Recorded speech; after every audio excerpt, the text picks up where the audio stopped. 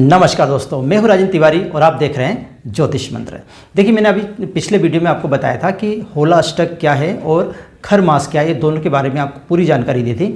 अगर आप वो सब जानकारी प्राप्त करना चाहते हैं तो उस वीडियो का लिंक इस वीडियो के डिस्क्रिप्शन बॉक्स में आपको मिल जाएगा। आप वहाँ से उस वीडियो को देख सकते हैं, क्योंकि ये वीडियो उसी वीडियो का दूसरा पार्ट है, इसलिए आप उस वीडियो को जरूर देखिए। आज मैं इस वीडियो में आपको बताने वाला हूँ कि होला अष्टक के दौरान या कह सकते हैं खर मास के दौरान कौन कौन से जो कार्य हैं, शुभ कार्य हैं या मांगलिक कार्य, कौन कौन से कार्य आपको नहीं करना चाहिए और अगर करते हैं तो इससे क्या आपको प्रॉब्लम आ सकती है। इसी विषय में हम लोग इस वीडियो में बात करने वाले हैं। तो अगर आप भी सब कुछ जानना चाहते हैं तो वीडियो को अंत तक जरूर देखिए। अगर वीडियो पसंद आए तो उसे लाइक और शेयर कीजिए और हमारे चैनल ज्योतिष मंत्र को सब्सक्राइब करना ना भूलें। तो चलिए शुरू करते हैं।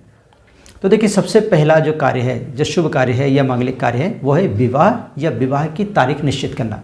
तो उस होला अष्टक के दौरान या खर मास के दौरान ना तो आप विवाह करेंगे या अपने घर में किसी बच्चे का या आपका खुद का, ना तो आप विवाह करेंगे और ना ही विवाह की तारीख निश्चित करेंगे। आप उससे पहले कर सकते हैं, उसके बाद में कर सकते हैं, लेकिन इस दौरान आप ना तो विवाह करेंगे और ना ही विवाह की तारीख पक्की करेंगे।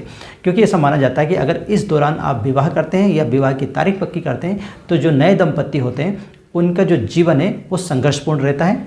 ये कह सकते हैं कि उनका जीवन पर अशुभ प्रभाव पड़ता है। इस कारण से इस दौरान विवाह या विवाह की बात या विवाह की तारीख पक्की नहीं करना चाहिए। इस दौरान में जब भी इस दौरान बोलूँगा, इसका मतलब ये है कि इस खरमास और होला अष्टक का जो पीरियड है उसकी मैं बात कर रहा हूँ। तो इस दौरान बच्चों का ना तो नामकरण संस्कार करना चाहिए और ना ही मुंडन संस्कार करना चाहिए। ये दोनों ही नहीं करना चाहिए, क्योंकि ऐसा माना जाता है कि अगर आप खरमास में या होला अष्टक में ये वाले काम करते हैं, यानी मुंडन का और नामकरण संस्कार का ये काम करते हैं, तो बच्चों के जीवन पर प्रतिकूल प्रभाव पड़ता है। इस कारण से ये कार्य नहीं करना चाहिए। तीसरा, भवन निर्माण या गृह प्रवेश। भवन निर्माण भी नहीं करना चाहिए और गृह प्रवेश भी नहीं करना चाहिए, क्योंकि अगर इस दौरान आपने भवन निर्माण किया तो वो अधूरा रह जाएगा और गृह प्रवेश किया तो घर में कलह बनी रहेगी। तो ना तो आपको गृह प्रवेश करना है और अगर घर निर्माण की बात करते हैं तो वो भी कुछ न कुछ अधूरापन उसमें रह ही जाएगा। इस कारण से इस दौरान ये दोनों कार्य भी नहीं करना चाहिए। इस दौरान आपको कोई भी नया व्यवसाय शुरू नहीं करना चाहिए। कोई भी नया व्यवसाय अगर आप सोच रहे हैं, कुछ नया करने की सोच रहे हैं, तो आप इस दौरान यानी कि जो समय है उसको आप हटा के करिए। या तो पहले शुरू कर दीजिए या बाद में शुरू कर दीजिए, क्योंकि ऐसा माना जाता है कि इस दौरान अगर आप कोई भी नया व्यवसाय शुरू करेंगे तो वो व्यवसाय आपको कर्ज में डुबो देगा और साथ ही आपको वो कर्ज में हानि का भी सामना करना पड़ेगा। इस कारण से इस दौरान आप कोई भी नया जो व्यवसाय है वो शुरू नहीं करेंगे। अगर आप कोई नई नौकरी ढूंढ रहे हैं, कोई नई नौकरी की तलाश कर रहे हैं और नई नौकरी आपको मिल भी गई है, तो भी इसकी जो ज्वाइनिंग है वो इस दौरान आपको नहीं करनी चाहिए।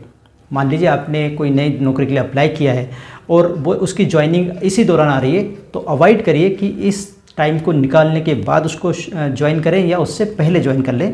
क्योंकि ऐसा माना जाता है कि अगर इस दौरान कोई भी नई नौकरी आप ज्वाइन करते हैं तो आपके व्यावसायिक जो जीवन है उसके ऊपर प्रतिकूल प्रभाव पड़ता है। साथ ही जो आपका कार्यस्थल है, कार्यस्थल यानी जहाँ पर आप कार्य करने वाले हैं, उसमें आपको तनाव का सामना करना पड़ेगा।